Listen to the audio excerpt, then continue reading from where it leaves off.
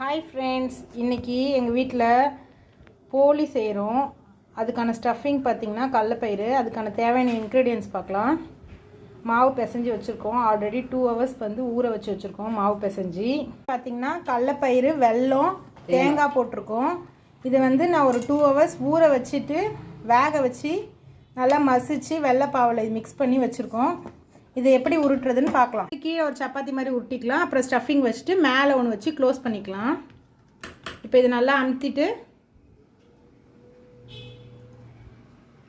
இப்படி சைடில் எல்லாத்தையும் ஃபோல்ட் பண்ணிக்கலாம். ஃபோல்ட் பண்ணிவிட்டு லைட்டாக மெதுவாக சாஃப்டாக நம்ம தீத்திக்கலாம்.